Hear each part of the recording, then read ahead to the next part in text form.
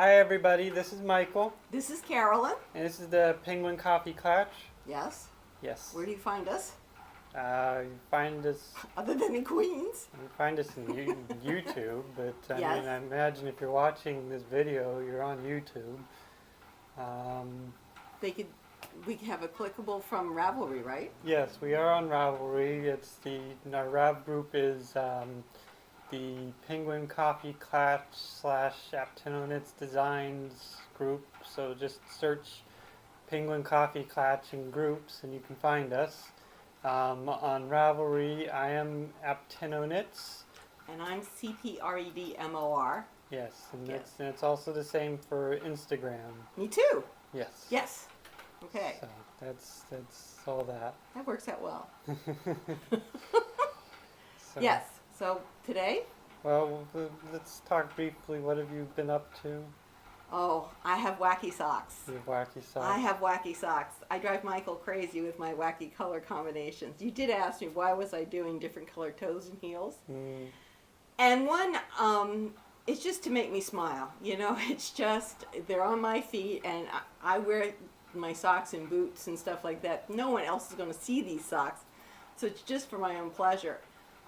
But we were just talking that I had bought Felici last year when Knit Picks had put it up for sale.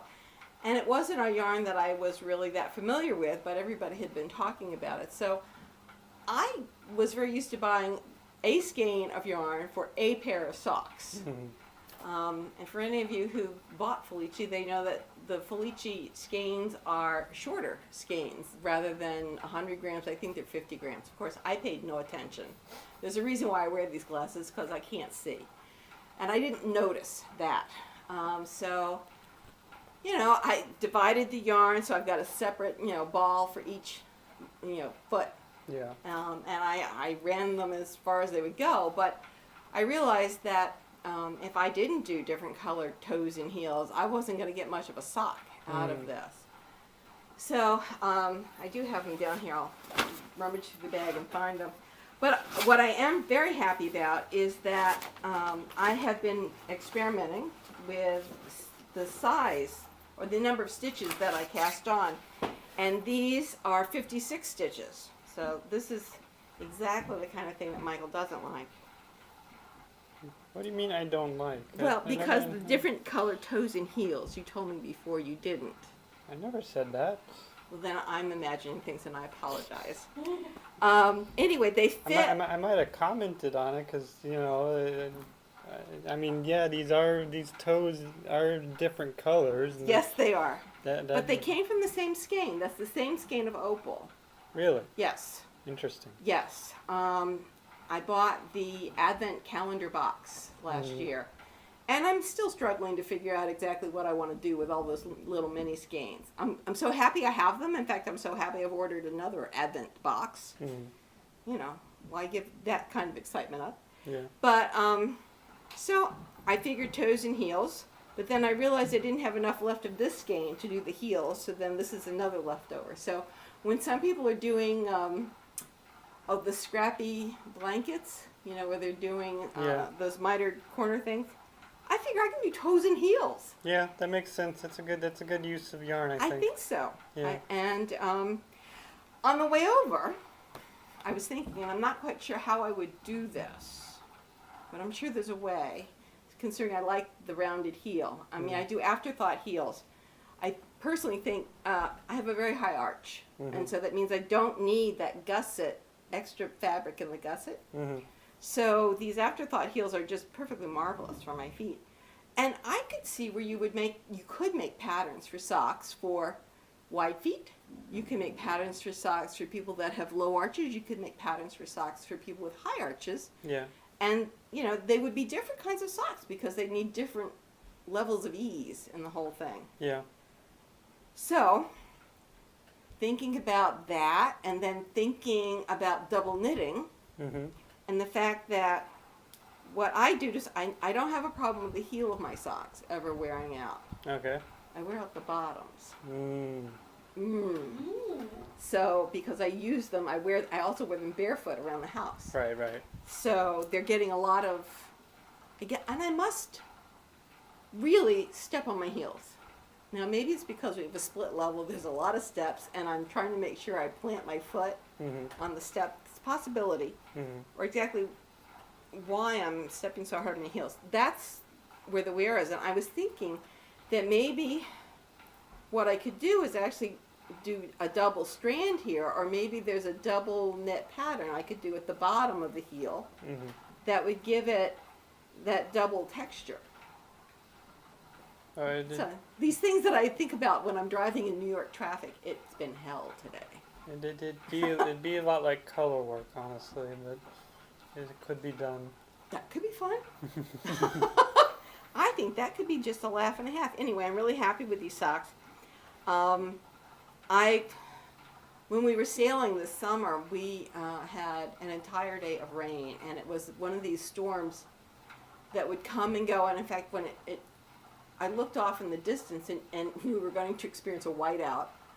I turned to Rich and I said, I think that's a storm approaching. And he suddenly came out of a reverie and said, oh my goodness. And so we were immediately putting on foul weather gear and trying to really get things ready for the storm.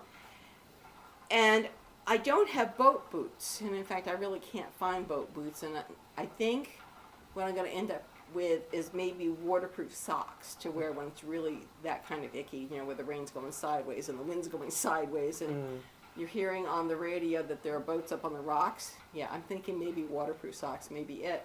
But I have to say that woolen socks with my sailing sandals were amazing. I was comfortable, and I was warm, and they were great. So I've got all kinds of uses for when to wear my socks. Yeah. So I'm quite pleased. 56 stitches, and they're just perfect. So I think I'm going to, now I think I want to experiment with designs on the socks. So I'm continuing my exploration of socks. Yes. Yes. Yes, absolutely. Well, let's see. Couple minor things. I've been working on a secret project. Okay. That's where most of my knitting has gone. And I've also just opened an Etsy shop. I thought that. Yes. Yes, where I'm now selling yarn. It's called Apteno Knits, so Apteno Knits yarn.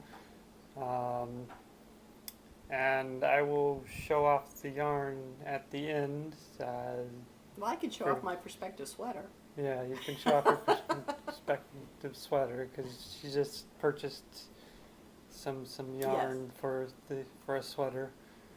I can't wait. That's my problem. There's so many gorgeous yarns, and it's just so hard to actually sit down and actually do the ones that you thought about 3 months ago that you couldn't do 3 months ago because you were finishing up something else. I need to knit faster. But I'm really pleased with that color combination. I think that'll be really nice. Yeah. So that's cool. New shop. Yeah. Excellent. Yeah. And so I've been dyeing a lot of yarn, and that's what I've been doing. And yet not getting it on your skin. That's really good. Well, I got some on my fingernails, but yeah, I did get it on my skin, but it washes off pretty easily. Okay. So. Is it that the green, the more environmentally No, it's safe? it's acidized. Well, just Kool-Aid is also acidized. Well, so. yeah, but I mean, it's just. I used to get hysterical about acidized until I realized that Kool-Aid was one. I'm no. I think I'll be fine. Yeah, no, it's just Dharma acidized, I think, is what it is. Just pretty standard stuff. So. And you're getting really saturated colors.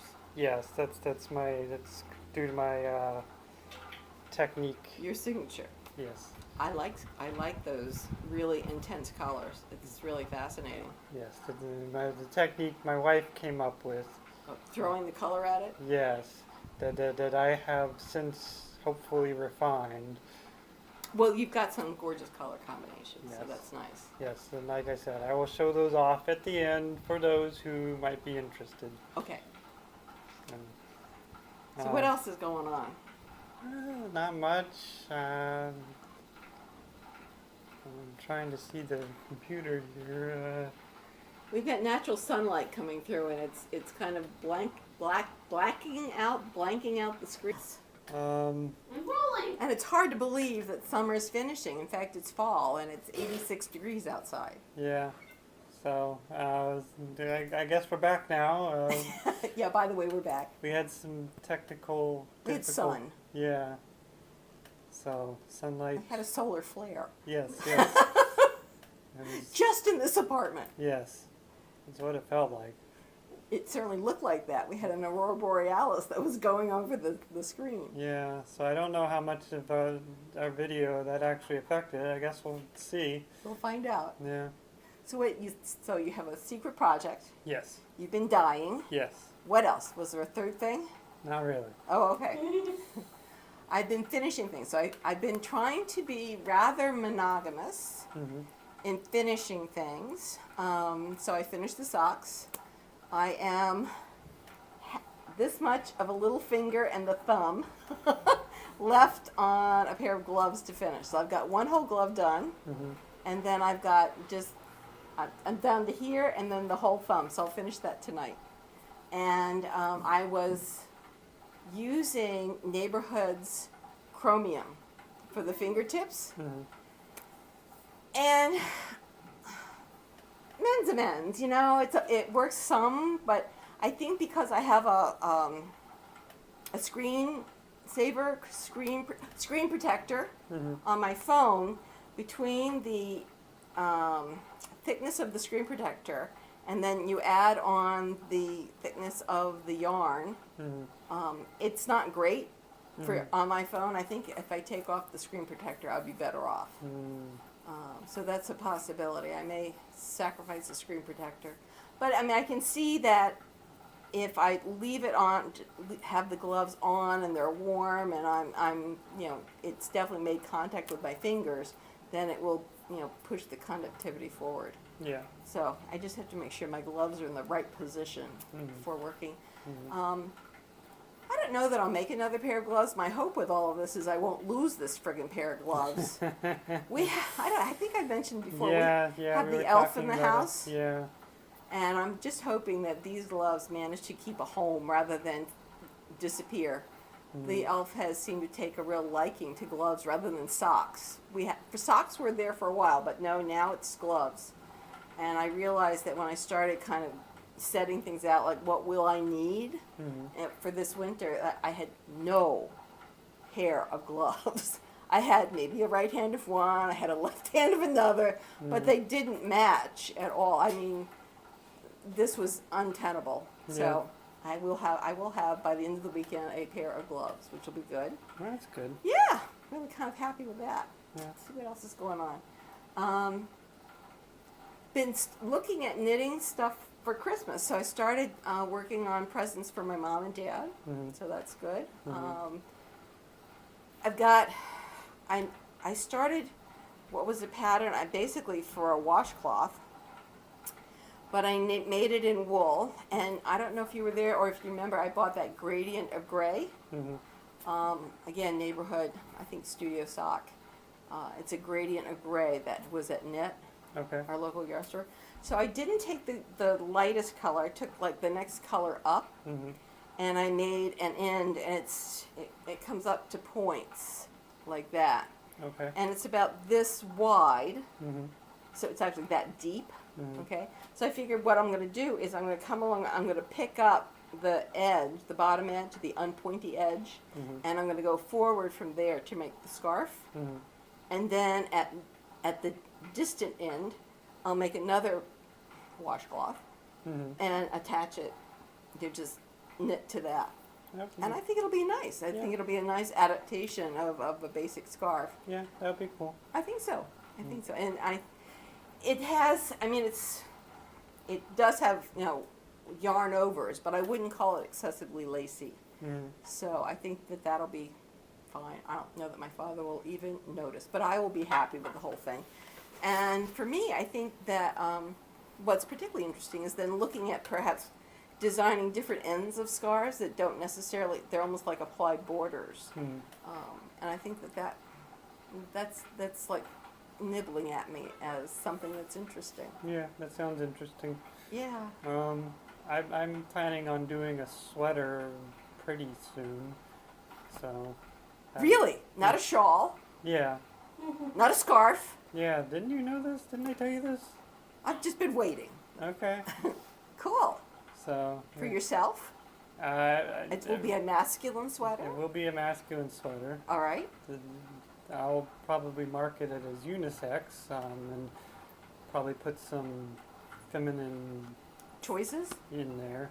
Okay. If you want to make it a little bit more feminine, do this. Yes. Okay. But yes, the finished product will be for myself. Nice. What color? Any idea? It's gonna be this like light brown, orangey color, maybe.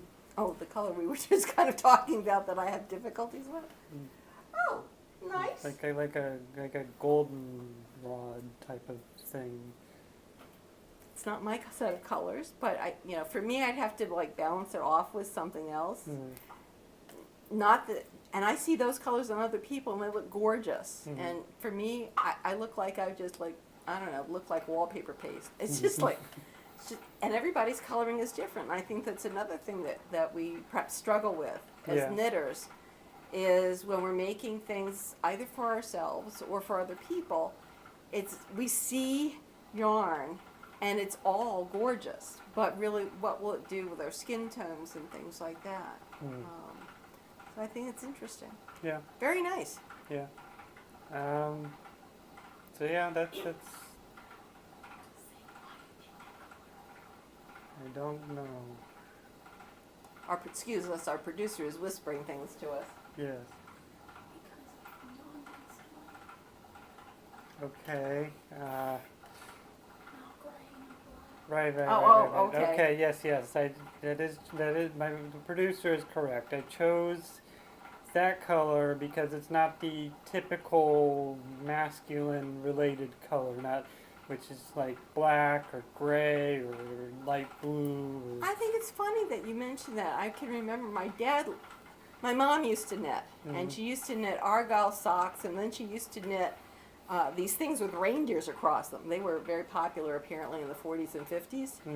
And I can remember my dad having one that was like a deep burgundy with these reindeers racing across it, and he wore it till it like fell apart. So I think it's interesting how the color choice for men seems to have narrowed a great deal. Yes. And doesn't make any sense whatsoever. Yes. Well, I'm trying to push back on that a little. So. Do you think maybe it's deeper colors but that color I think it's more muted. Muted colors. That Okay. are more masculine these days. I'm not going to see you in any reindeers. I don't plan on wearing any reindeers. Oh, okay. It's a little too. What's the word? It's Icelandic. It's I would have said Icelandic. Yeah, like it's a little too Icelandic for my tastes. Not that there's anything wrong with Icelandic knitting. It's just not something. Doesn't fit you. Yeah. Yeah, I think my dad wore it a lot because my mom made it. It certainly was more whimsical than his own personality was, but he was really pretty good at wearing what she had made. So kudos to him for doing that. He loved the colors. My dad loves all kinds of colors. There was one Christmas where he came down dressed all in red and not in a Santa suit. Okay. He had a red shirt, he had red corduroy pants. Somewhere he found red shoes. I have no idea. Okay. And we were teasing him unmercifully because we said, your name isn't Rudolph. You don't have to go outside dressed all in red. And he really has been fearless with the color choices that he has chosen. So that's good. It is good. So I think that the idea that you have of broadening the color choice, I think is a really good idea. I don't see the reason why somebody should reduce their color choices. If you want to wear it, wear it. Yeah. It's like, Yeah. who cares what somebody else thinks? Yes, exactly. So, as you may remember, we are changing the formats of this podcast a little and having it be more discussion oriented, topical. Um, so, today's topic, we're going to be discussing. We have a cat down here. Yes, it's very distracting. We're going to be discussing similarities in pattern designs between different authors and how similar is too similar. Right, and as a budding or a very beginner pattern designer, I have to say that prior to a year or two ago, I don't think I ever considered designing my own pattern, and yet I'm a skilled enough knitter, and I can do, at least knitter math, that you knit a skein, and you can figure out how many stitches you need to the inch, and you can just write the pattern.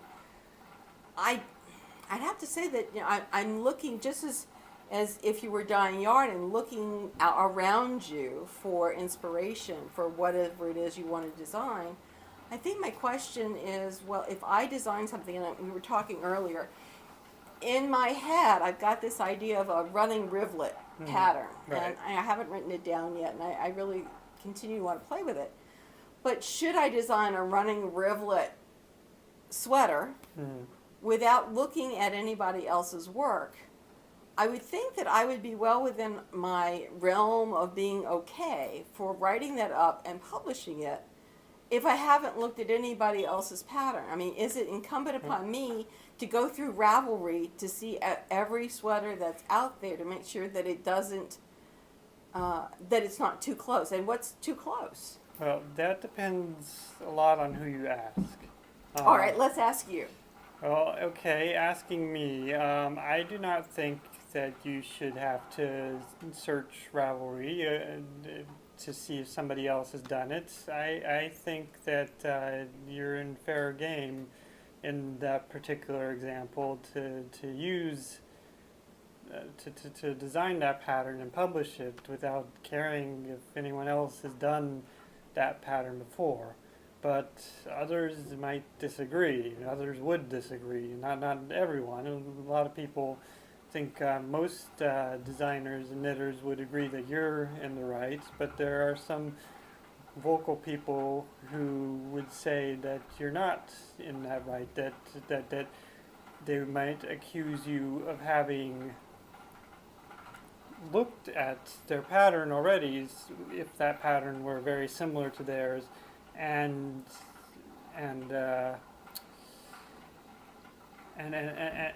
instead of saying, oh, well, you clearly just designed this on your own, they'd be like, no, you stole this pattern from me. That's not likely to happen if you design a complicated enough pattern on your own without looking at anything. So but complexity helps keep the patterns individual. Yes. But it gets a little bit harder with things like stitch patterns, like Barbara Walker stitch patterns, or things like going simpler, like, oh, I want to design a crew neck stockinette sweater. It would almost be difficult to say that it's a design, unless it's the neck itself that would be individual, because stockinette stitch is stockinette stitch. But but in my opinion, you're within your right to design a crew neck stockinette sweater and market it if you want to. But then if I make one, because I've drawn the outline of a body and said, well, I want 2.5 inches of rib and I want it to come in a little bit, and then I'm going to have a crew neck, and I'm going to have long sleeves and the whole thing, and I knit it. Then you're saying that anybody who designs it that way, or what if you make a formula? What do you mean by a formula? Well, Elizabeth Zimmerman had a formula for figuring out the circumference of various and sundry things. I'm not that well versed to be able to give it to you right here, but I know that she had a formula for multiplying somebody's dimensions to make sure the sweater would always fit. I can remember reading it. I have it in a book at home, but I don't have it here with me.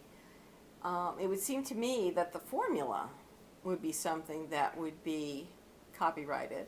Yes. Well, I mean, speaking of, yes, we. Pause it real quick. Why am I pausing? No, you can let it run. You'll just have to cut it. What's going on, producer? No, I was just gonna say, what also plays into it is copyright. Yes. I was about to get into with that. Ravelry being, in particular, a universal site, in the U.S., you have copyright over only the words in your pattern. So I can legitimately take Mama, one of your patterns or your patterns.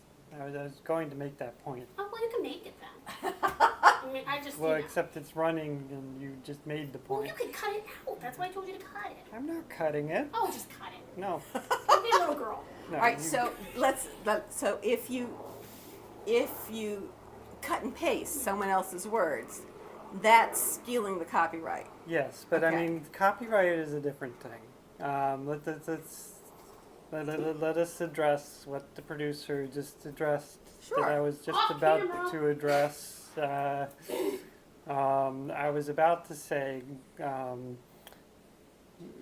there's a difference between copyright and similarities, because as far as copyright is concerned, the only thing that's copyrighted are those words, not the pattern itself. Not the look. Not the look. Yeah, that's what Okay. I should say, or the stitch, or the stitches. No, because we have treasuries of stitches. I mean, let's take the what's it called? Fish lips kiss heel Yes. as an example here, because this one's a very good example, I think. Okay. In the text of the Fish Lips Kiss heel, it says it is not okay for designers to use this heel or put this heel in their things. Well, according to copyright, that's not true. You can take that pattern, put it into your own words, and put it into your pattern, because it's a stitch pattern, and you're not violating the copyright, and there's nothing wrong with that. But and yet, in the case of the Fish Lips Kiss heel, someone would probably say that you shouldn't do that. As we've talked about this before, Yes. I think that she has given an immense amount of direction as Right, to right, the and proper and placement of right, that heel. and there's no way you could take all that from her. Right. That would be violating the copyright. But just putting in the pattern, that's not violating copyright. Right. That's a Everyone's- heel. Yeah, everyone's within their free And in right to do fact- that. And if It's an afterthought heel, and it's an afterthought heel that to me is like a smile rather than a round heel. Right. It's kind of like a smile toe.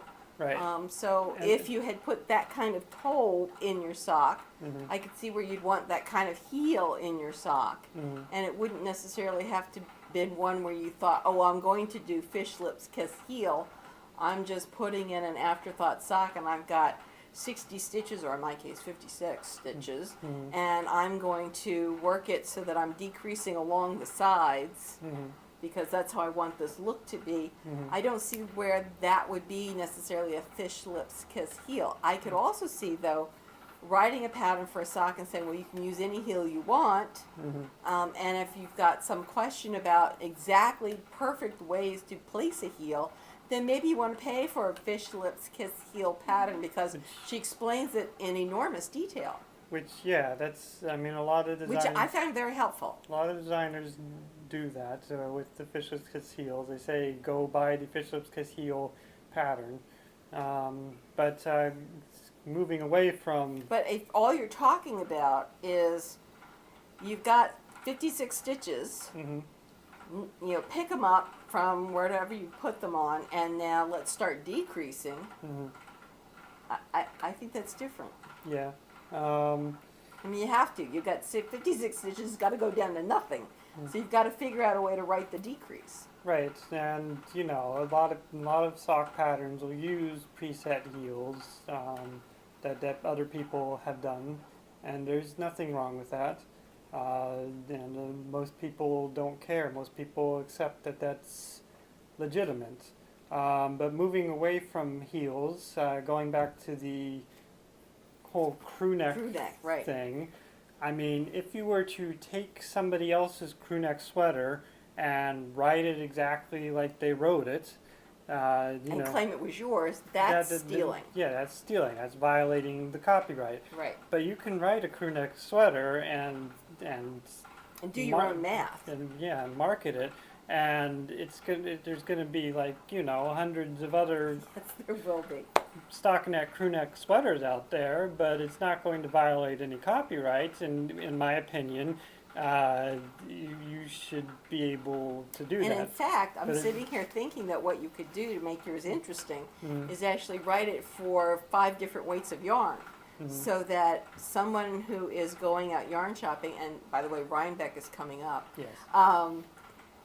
as is the Soho or the New York yarn crawl this weekend. Mhm. Yes. Yes. So if you were out and you found some gorgeous, luscious yarn, and you said, I want to make a crew neck sweater, and I have the perfect pattern for it because I know that I've got a pattern that's written for all weights of yarn, I can see where that would be a help towards knitters, because they bought the one pattern, and then no matter what they buy, they know that they can look up the stitches that they need to cast on and where to go from here. Mhm. I think that would be really helpful. Yeah, and there are ways of writing tried and true patterns that are still helpful to others. I mean, you were bringing up the idea of writing vanilla sock but for a wide foot, or Yes, I was. high arch or something like that, and it'd be a vanilla sock, but it would be a vanilla sock that would be helpful for people who have trouble with certain types of But socks. they're so tired of having extra fabric on their socks. That, Yes. Yeah, so that you're looking at, this is my foot. Perhaps I'm not that good with math. I'd rather have the pattern just written out for me. So I'm really going to be looking for patterns that are written as for my particular kind of foot. And quite frankly, I've been able to make some progress on my own sock exploration because of conversations that I've had with various sock pattern designers, and then trying different socks and seeing where it's going to lead me. So, for someone who might not want to be that adventuresome, it would be nice to have that's the sock I want. It's written for Yes. my kind of foot. Yes.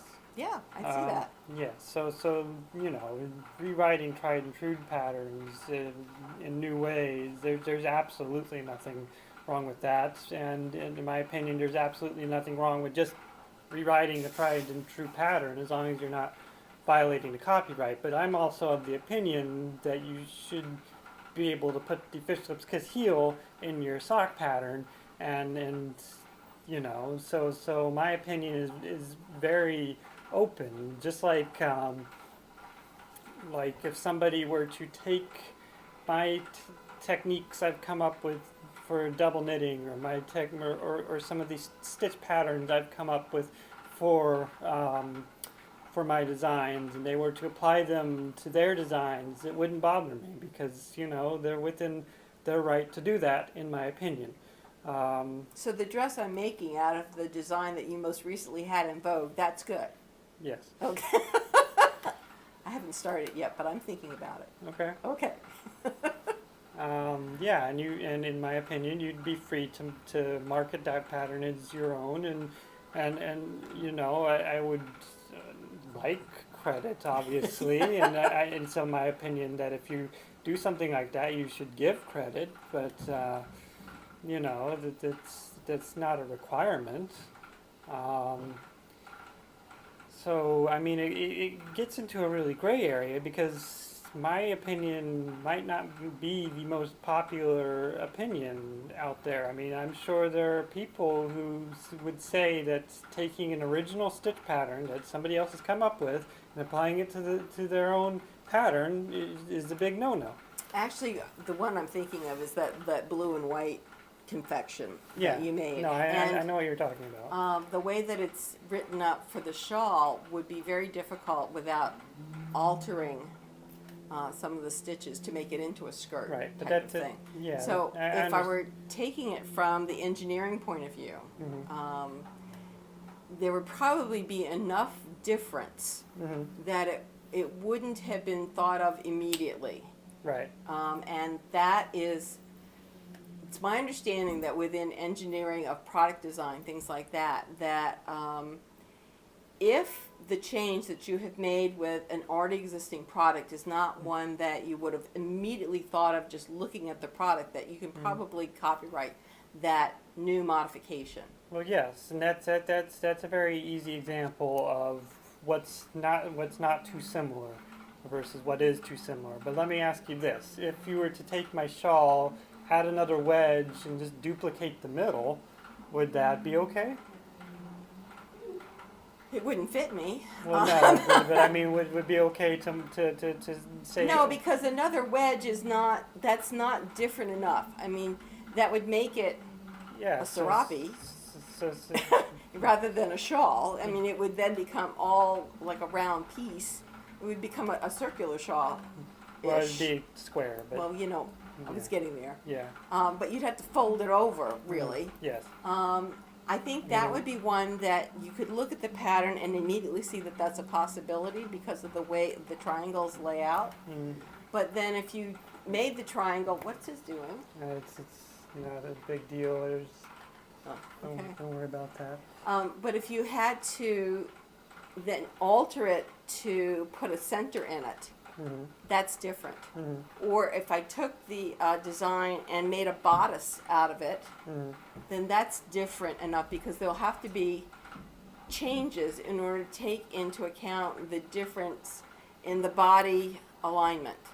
Okay, well that's Because that wouldn't, looking at your shawl, I don't think most people would say, that would be a gorgeous dress front. 3 of us did. Well, yeah, but we're different.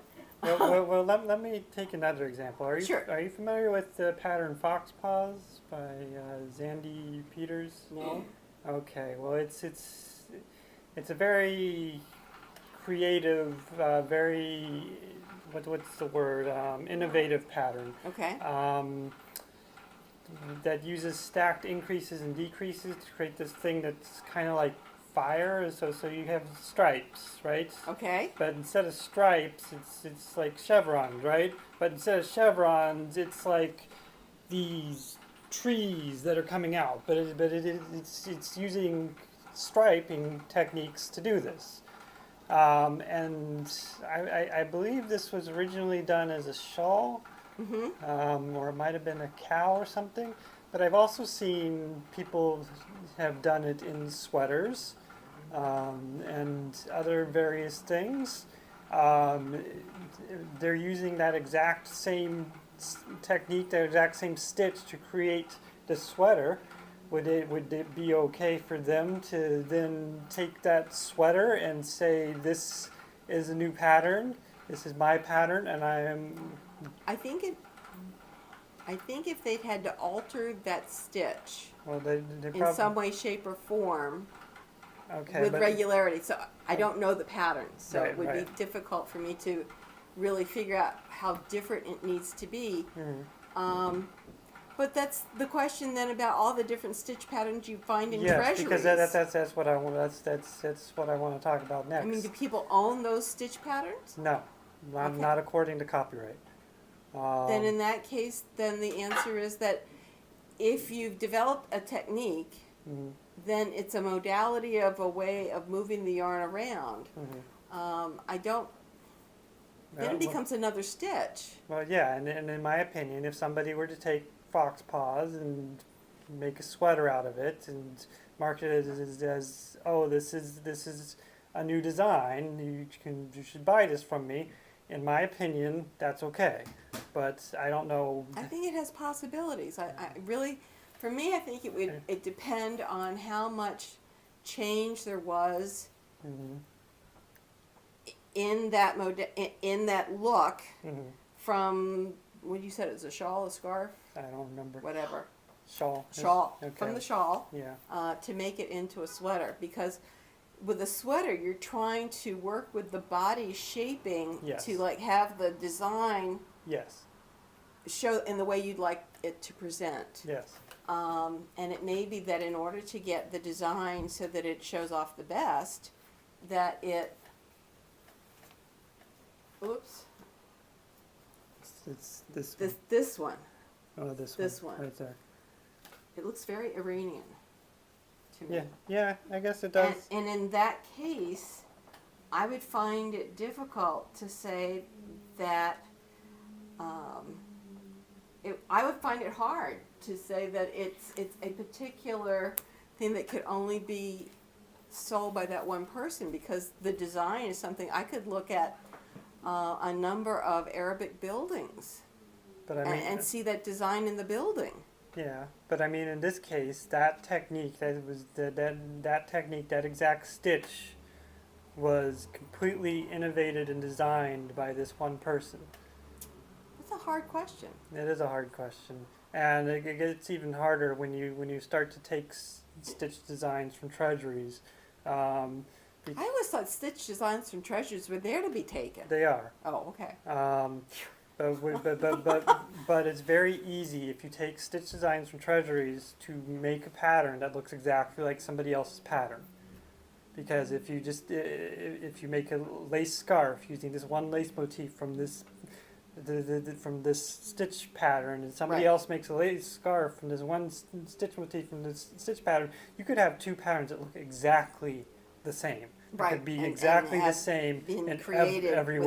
without looking at each other's pattern. Yes, and that presents some difficulties. I mean, because obviously, I don't think anyone would say that it's not okay to do that. I think everyone would agree that it's okay to take a pattern from a stitch treasury and to do that. And even though It was my understanding that that's kind of what they were for. yes, and technically you could do that with any stitch pattern. And I'm thinking about needlepoint because there's stitch directories in needlepoint too, Mm-hmm.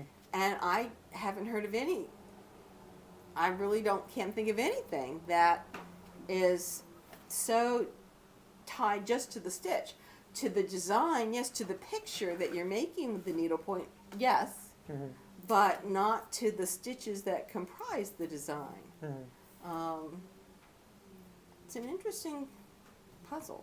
Yeah, well, like I said, in my opinion, I just think if you haven't looked at someone else's design, that you think you're actually creating this well, brand spanking new. Not even that. If you've just taken bits of that design, if you've taken like the stitch pattern from that design and applied it to this, I think that's okay.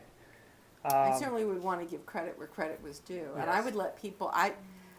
We actually had someone that I did a test net for, Mm-hmm. and I said, that would make a gorgeous center panel for a sweater. Are you interested? And she says, I'm not really interested. Just give me credit. Mm-hmm. I mean, I would discuss it. I don't see the point of hiding that kind of thing if you actually know that you're doing that. Mm-hmm. I think that what's more troubling to me is if I think I created something very different, Mm-hmm. and then come to find out that it mimics somebody else's, but I Well, had no idea that I was doing that. that's happened before. There's been discussions of it. Like I can think of a particular hat pattern that was very creative, and then somebody else came along and did a hat pattern in the same vein without even realizing that first hat pattern had been made, and there were very clear differences between the two. But the person who was very upset with that this had happened. If there are differences between the way the patterns are written, Mhm. it would seem to me that even if you come up with a similar look, Mhm. then there's still different patterns. Yeah, and I agree with that. And I think Because I think there's multiple ways to make pleats. There's multiple ways to come up with a very similar look yeah, without saying, well, you took my idea and did Right. it that way. I can decide I want to make a pleated skirt. right. And there's how many different ways are there to make pleats? I mean, it's like the pleats they're either inverted or they're box pleats. Right. So guess what? If you want pleats, it's going to be this way, but I'm not looking at someone else's pattern. Well, I'm not even saying you can't look at someone else's pattern. You can look at someone else's pattern. You can look at as many patterns as you want, and you just, as long as you're not, Not cutting and pasting. yeah, cutting and pasting, Well, I have to or purposefully making the exact same pattern, Right. you know. And that certainly would be plagiarism. Yes. And you know, that is, and that, you know, and we're coming up with something that I deal with in school all the time, Mhm. that people are very used to cutting and pasting now. Yes. And they find it very hard to understand that you need to give citations and references Mhm. to where you got it. Of course, I take points off, and that usually like hits them upside the head, and they realize, no, she's serious about this. Mhm. In writing, even a paraphrase, if it is not your own original thought, a paraphrase should be cited. Yes. So that, I think, goes to the point But- of giving someone who came But- up with the stitch, and you know they came up with the stitch, of giving them credit. But interesting enough, Having done it, what do you think? That's not that's. I mean, I agree. I agree with you that credit needs to be given. But interestingly enough, that's not an actual law requirement when it comes to knitting. You can take somebody else's stitch technique and use it, and you don't have to give them credit. I think it would be I think that'd more be polite to do so. yes, it would be a little tacky. We don't want to be tacky. No, but you know, and so it's I vote on the order of having some communication and saying, I really like the way this looks, and I can see taking this and putting it in this particular application. yes, but How then, do you feel about that? I yes, mean, but- that's but then- my then- personality. Then what happens when they say no? Then I don't do it. I would, Okay. because you know they're. I got a lot more ideas. I don't need if I'm going to upset somebody, I don't really need to do that. I can move on to the next project. Yeah, I've got so many ideas bubbling up that I'd have to live 7 lives in order to kind of work through all of them. So now I can wait. If I'm living 7 times, I can wait and do it some other time. No, I think I'd figure out something different. Whether it's maybe do it in a different material.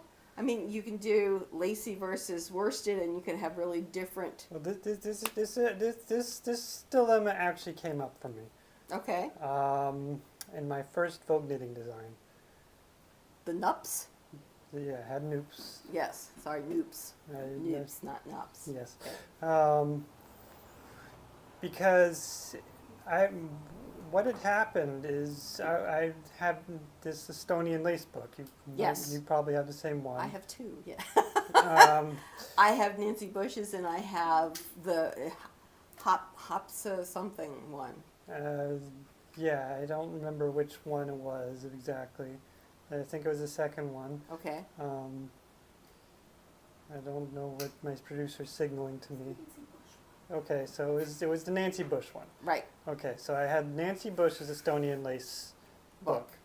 And I was looking in there, and I saw a lace pattern, not the lace stitch, at the back in the stitch dictionary that looked really cool, and I applied that to double knitting. That's very different. ultimately that's what went into Vogue knitting. But I was in the dilemma: should I contact Nancy Bush and ask her permission? Ultimately, I didn't, because I realized that she had come up with that particular stitch. Instead, that was a traditional stitch, and so there was no issue. Ownership. But And translating it into a different kind of knitting technique, double knitting. But until I realized that, I had that dilemma. I was really questioning whether or not I should reach out and contact Nancy Bush and ask her permission, and then what happens if she says no because I'm dead set on using this. That, yeah. Yes, VK. Oh well, I do believe I ultimately asked The editor? Okay. Knitting if they would mind that, but But I think, and they didn't. knitting flat versus knitting double knitting, knitting one layer versus knitting two layers, there's different techniques going on. Well, let me bring another example. Your animal is throwing your yarn around the room. I see that. Let me bring another example into play. I know a designer, and I don't think he'll mind me actually mentioning him. It's Alistair Post Quinn. He's really good with double knitting, especially double knit color work. Wow. And he designed a scarf that basically took somebody else's colorwork pattern and turned it into double knitting. Okay? But that's different. And yes, that's different. He had to apply all these weird techniques To make it look right. Right. But what he ultimately did was he contacted the designer. The designer said no, so he made the scarf, but he didn't publish it. And then the designer said yes, and then he published it. And I mean, but he was taking an exact colorwork pattern and translating it to double knitting. It's hard to say. I mean, he couldn't have found one in a treasury that was... I mean, I mean, if you saw this pattern, you would know exactly why he did what he did. Because it turned out to be amazing. But I think the double knitting part of it made it different. So There's no way in an engineering speak that would have been the same thing. So you think it's okay to take somebody else's colorwork pattern and That, translate in terms of U.S. copyright, to double knitting? would be copyrightable, turning it into double knitting. So I'm just saying that you would not, any person coming along looking at that colorwork, the original colorwork pattern, would not automatically think, I know how to do that in double knitting. No, obviously. So especially with the new techniques he used. Right. So that's an appreciable difference. Yes, it is an appreciable difference. Upon what was originally there, that he would have been able to get, if you put it into a product term, he would be able to get a copyright on that. Yeah, It's like with folding tables. The guy who came up with a lock to lock the legs in place got a copyright on that, even though he didn't come up with the idea of folding tables. You'd be amazed at the slight modifications that are deemed worthy enough to get patents and copyrights. So if I were to take a lace shawl that somebody else I'm thinking lace shawl, yes. that somebody else did, and Yes. an exact copy of that lace shawl, and do it in double knitting, That's different. I'd be able to do it. Yes. And you don't think there would be any issue? Not as explained to me by our university attorney. Okay, so as far as copyright goes, then Because remember, I teach yes. topics like entrepreneurship and Right. innovation, So so we've had the attorney come into class. So as far as copyright goes, you're fine. Yes. But what about the community? Social manners and things like that. Yeah. Do you think it should just be credit, or do you think they'd actually need permission? I don't think you need permission. Okay. Not if it's legal to copyright it. Okay. Then I don't think you need permission. I would give credit. Okay. I think that's polite. That's exactly. But that's not. That's exactly how I feel on the issue. Okay. I agree with you, because in legal terms, you're fine. And giving someone credit, just like when I write a paper, then that's the appropriate thing to do. Okay. So. But double knitting is so different from just a plain flat pattern that there's no way the average knitter or even the expert knitter would look at something and go, oh, I'm going to take that and immediately turn it into a double knitting pattern. It's just not. So we're in agreement, as long as. Oh, thank God. As long as you've made a significant enough change, like Yes. turned it into a different kind of garment, or Yes. or turned Or it, di- or did it using a different technique Yes. altogether. That is not immediately um, apprehended Yeah, by the average person yeah, looking at that original pattern, yeah. then yes, it's, then- it's then- appreciably different then- enough. Okay. Um, That's the law. That's yes, that is the law, and I mean, we can't just stick to the law because the law says you don't. In this case, you don't necessarily. Well, I don't know if you'd have to give credit on that I pattern. would. I mean, I personally would say, you know, I Mm. was influenced or I was intrigued enough by this pattern made by so and so to have, you know, taken this color pattern and turned it into double knitting. Mm, You know, I think that giving someone credit as being your muse, mm, I think that's an accolade. yeah. So. You know, I think that what you did is so stunning that I just wanted to take it and jump it up 10 steps. Right. Then that's fine. That's what we do in the U.S. in terms of patents and copyrights. Mm, You know, and in writing, we give credit just because I'm reading your paper and saying, oh, I see how I can apply that over here. I give you credit. I don't have to ask you to be a co-author on the paper. mhm. Well, then let's ask one final point, because I know a designer who designs hats. Hats, okay. And they have a whole bunch of hat designs. Okay. But each hat design, and they're separate designs. They're separate. Separate patterns. Okay. But each one is basically just a slight modification of the other one. Well, it's like a theme of research. I mean, is it too are those too similar to that they should actually be one pattern, or should? No, I mean, in terms of a stream of research, which is my area of expertise, you can keep making modifications. In research, if you change the environment in which you're testing your concepts, then you've changed the experiment. You're looking for generalization. Mhm. All right, so if you change the pattern where you're knitting 2 instead of 3, that's a change. Mhm. So, and I think that within one designer, you're talking about an individual designer making these slight changes, I think that's perfectly reasonable. Okay. I may end up buying one pattern and make the same damn color change myself, Well, but that's okay. Just because I bought I have a pattern, mhm. and I'm deciding to go off piece And- in skiing, go off piece. And would you then be able to sell that pattern? I probably wouldn't even think about it. You wouldn't think about it, but copyright law, I believe, would say you could. They probably would say I could. Yeah. Yes. Yeah. Yes. So, for example, if someone has a hat pattern where this color's turning this way and this color's turning this way, and suddenly I have them forking off, and oh, cool! Wouldn't that be cool to have it be doing like arches and stuff like that? So then I've taken what they were turning and to going up to the crown, and now I'm turning them and making them becoming arches going around the hat. Well, That's a different pattern. well, I You want some golden arches? no, no, I actually have two patterns. They're brioche shawls. Ooh. And Okay. one's a single knit brioche, or Mhm. single brioche, and the other is double brioche. Oh dear Lord. And Okay. that's the only difference between the two. They're both your patterns. And I want to sell them as separate patterns. Absolutely. And you would think that would be okay. Yeah. Okay.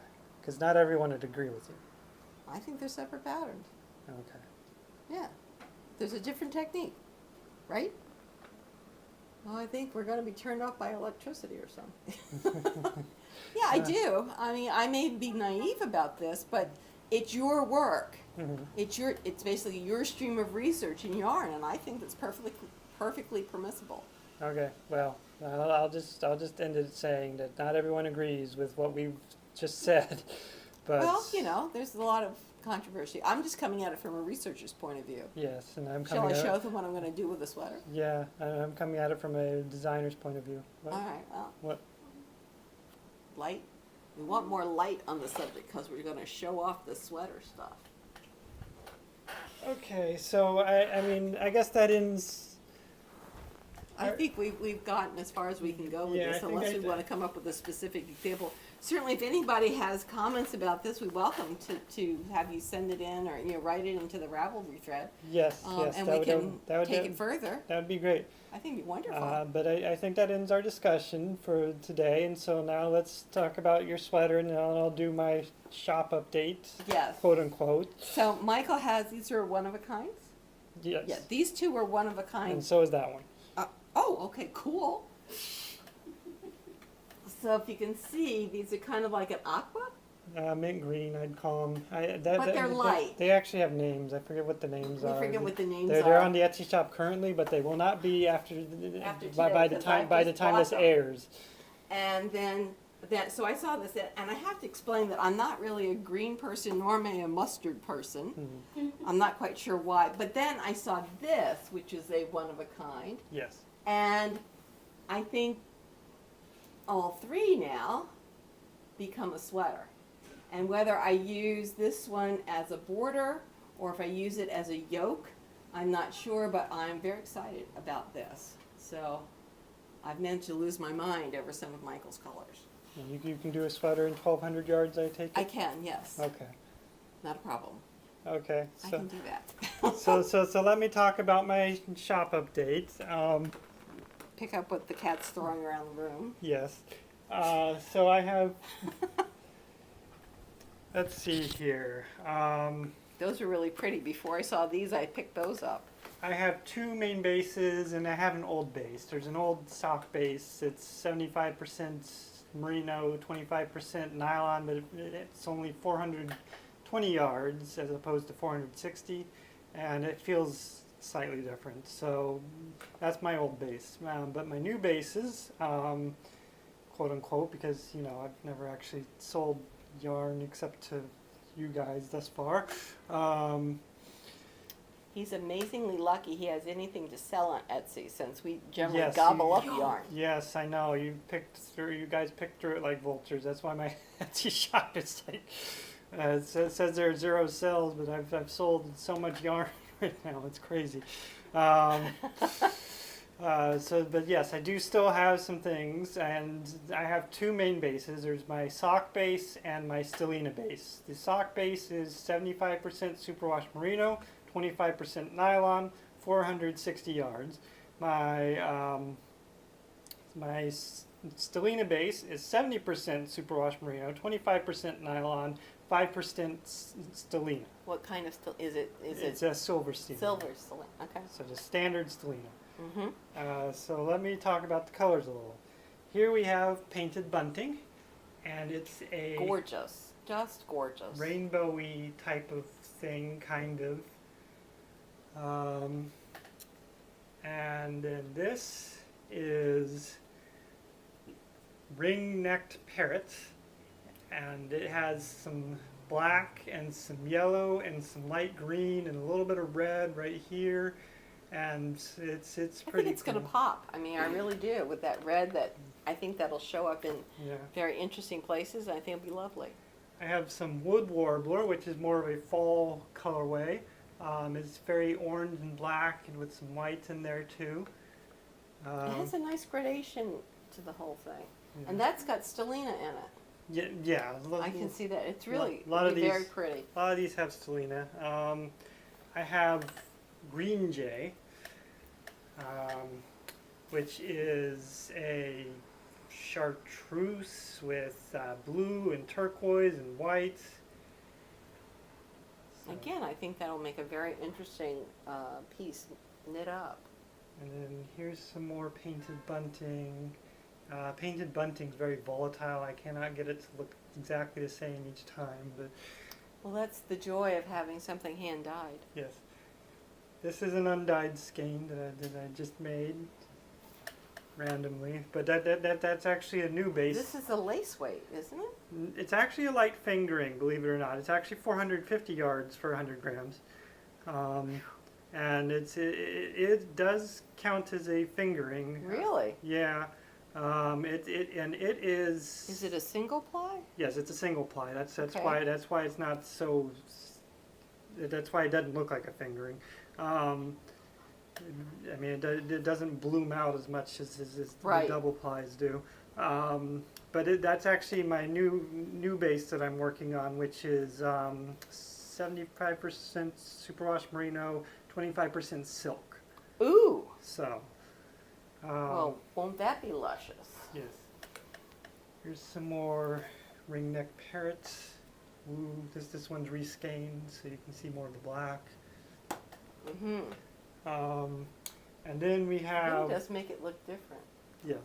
Then we have one of my absolute favorites and one of everybody's absolute favorites, cerulean warbler, and it is a dark and light aqua with some white and some black, and it's just gorgeous, I think. Yes, and this I is, agree this, with you. This is the last skein. I had 6 of them. Five of them were bought immediately.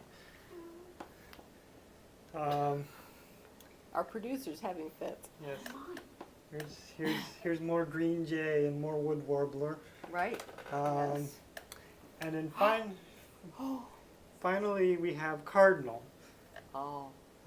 which is mostly red, but it also has some black and a little bit of orange for flavor.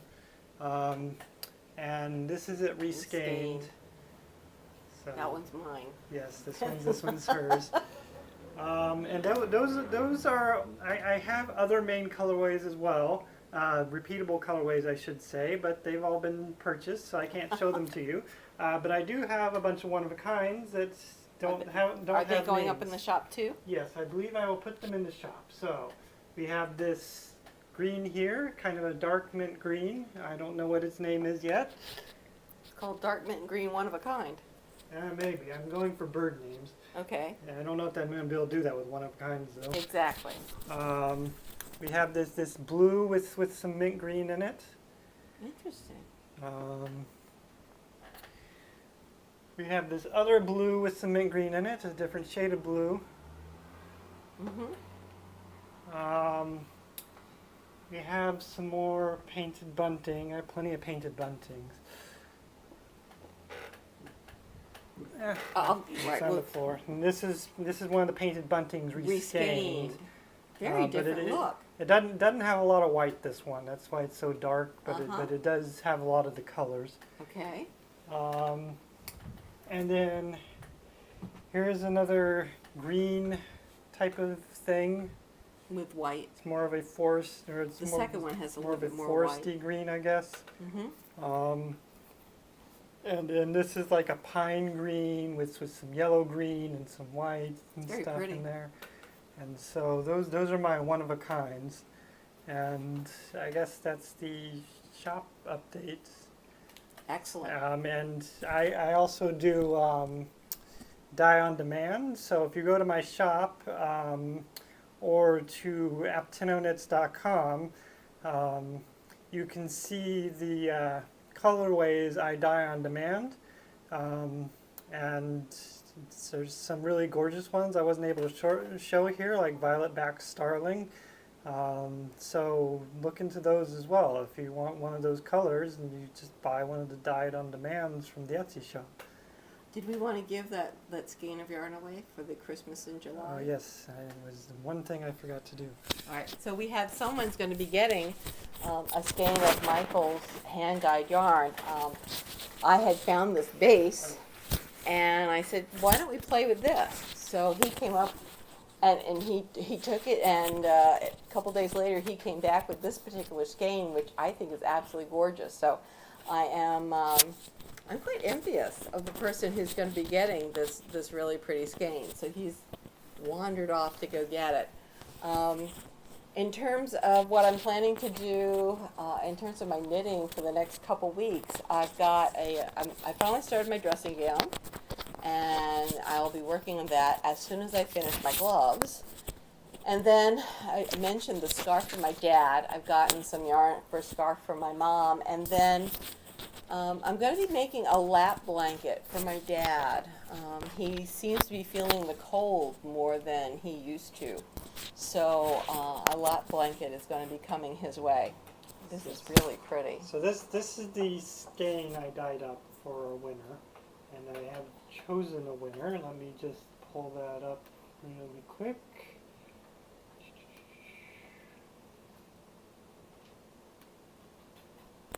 the winner is Missy K. Schmidt.